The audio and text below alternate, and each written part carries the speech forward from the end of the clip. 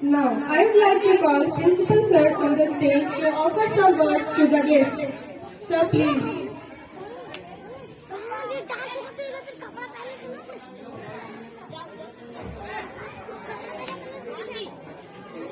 धन्यवाद। आज स्वतंत्रता दिवस के शुभ अवसर पर ज्ञान भारती शिक्षा निकेतन विद्यालय के प्रांगण में आदरणीय हमारे पिताजी एवं गुरु, मेरे चाचा जी एवं गुरु, समाज सेवी श्री विक्रम आनंद राय जी, आप सभी का स्वतंत्रता दिवस के शुभ अवसर पर आप लोगों का हार्दिक अभिनंदन करता हूँ, ढेर सारी शुभकामनाएं देता हूँ। इस प्रांगण में उपस्थित हमारे ग्रामीण नन्हे मुन्ने बच्चों, आप सभी को भी स्वतंत्रता दिवस की हार्दिक शुभकामनाएं। जैसा कि हम लोग जानते हैं कि 15 अगस्त 1947 आज के दिन ही हमारा देश आजाद हुआ था और यह हमारा 90 वर्षों का संग्राम का परिणाम है कि आज हमारा देश आजाद है।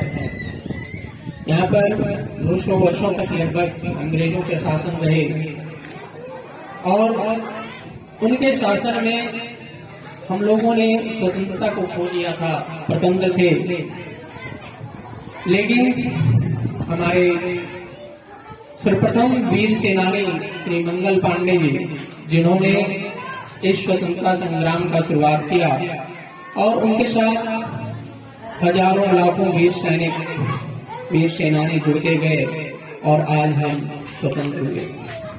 और इसी स्वतंत्रता को याद कराने के लिए हम प्रतिवर्ष स्वतंत्रता दिवस मनाते हैं और कोई भी नहीं चाहता स्वतंत्र रहना, एक चिड़िया भी नहीं चाहती है कि पिंजरे में रहना चाहती है, तो हम मनुष्य हैं।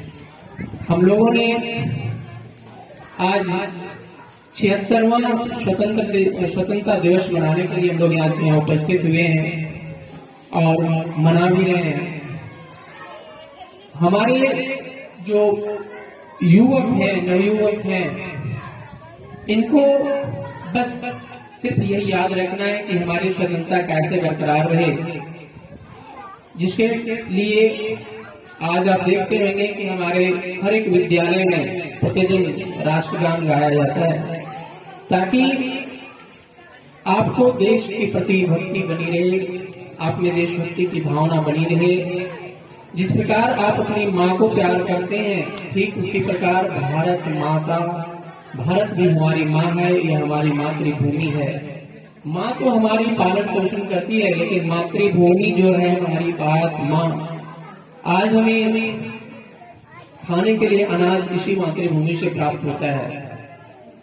इस मातृभूमि का हम सदा नमन करें और इसके सम्मान की, इसकी गरिमा की रक्षा करने का प्रयास करें और प्रयासरत रहें। अब बात स्वतंत्रता दिवस के साथ साथ शिक्षा की भी है। जब आप शिक्षित रहेंगे तो आप इस ओर अग्रसर होते रहेंगे और अपने भारत माँ के महत्व को समझते रहेंगे। आज इस विद्यालय प्रांगण में एक प्राचार्य के रूप में मैं यहाँ हूँ और मैंने इस विद्यालय को आज 2 साल पहले ही खोला था और आप लोगों के सहयोग से मैं चला रहा हूँ और आप लोगों का सहयोग मिलता रहे तो मैं इस तरह आप लोगों का मदद करता रहूंगा।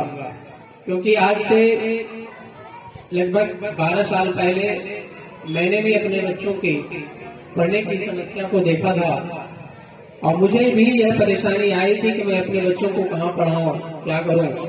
इसके लिए मुझे अपने गांव को छोड़कर जाना पड़ा था और मैं अपने बच्चों को भविष्य के लिए मैंने अपने गांव को छोड़कर गया और उन लोगों की अच्छी शिक्षा देने के लिए गया। अब जब उन लोगों की शिक्षा लगभग स्वावलंबी होकर खुद से आप लोग अध्ययन कर सकते हैं तो मैं पुनः अपने गांव आया और मैं इस परेशानी को समझते हुए आज 10 से 12 साल पुरानी मैं अपनी बात को मैंने खुद अपने सपने में रखा कि मैं अपने गांव में ही विद्यालय खोल करके यहाँ के लोगों को अच्छी से अच्छी शिक्षा देने का प्रयास करूंगा और यह देने का प्रयास करता रहा हूँ। और मेरी जितनी क्षमता है उस क्षमता को बरकरार रखने का प्रयास करूंगा और आपके बच्चे के उज्जवल भविष्य के लिए मैं प्रयासरत रहूंगा। आप जानते हैं कि एक छोटा सा पौधा अगर आप गांव में लगाते हैं, घर में अपने लगाते हैं, तो उसकी जड़ों के बगल में आप मिट्टियां लगाते हैं ताकि उसका जड़ मजबूत रहे। तो किसी भी बच्चे की जो प्राथमिक शिक्षा होती है वो उसका जड़ है। उस जड़ को मजबूत बनाना है और उस मजबूत बनाने के लिए मजबूत आधार की जरूरत होती है और वो मैं देने का प्रयास कर रहा हूँ। बस आपका सहयोग चाहिए। और बच्चे में आप जो माताएं होती हैं वो प्रथम गुरु होती हैं। माताओं से भी मैं कहूंगा कि बच्चों को अनुशासन और वातावरण, आपके इर्द गिर्द की जो वातावरण है उसमें सच्चाई, अच्छाई, बुराई सब कुछ मिलता है। आप अपने बच्चे को देखें, उसका देखभाल करें। बच्चा किशोर जा रहा है, आप समय से वो घर आ रहा है या नहीं आ रहा है, ये माताएं का काम है। माताएं उसका निगरानी करें, देखें कि बच्चा हमारा सही रास्ते पे चल रहा है या नहीं चल रहा है। उसको सच्चाई के पथ पर चलने के लिए कहें, अनुशासन बताएं और बच्चों को लाड़ प्यार से समझाएं। मारपीट करने से बच्चे नहीं समझते। अगर मारपीट करने से बच्चे पढ़ते तो उन्हें सबसे पहले जेल में डाल दिया जाता है। लेकिन बच्चे प्यार की भाषा समझते हैं। हम माताओं से और अभिभावकों से भी कहेंगे कि बच्चों की आप निगरानी करें। बच्चा तो आपका हमारे विद्यालय में या किसी भी विद्यालय में 6 से 7 घंटे रह पाता है, बाकी 24 घंटे में तो 16 से 17 घंटे आपके पास होता है। आप उनकी निगरानी करें, उसको अनुशासन की पाठ पढ़ाएं, अच्छे पथ पर चलने के लिए कहें और इस प्रकार आप अपने बच्चे की भविष्य को बना सकते हैं। और इन्हीं अब चंद शब्दों के साथ मैं अपनी वाणी को विराम देना चाहता हूँ।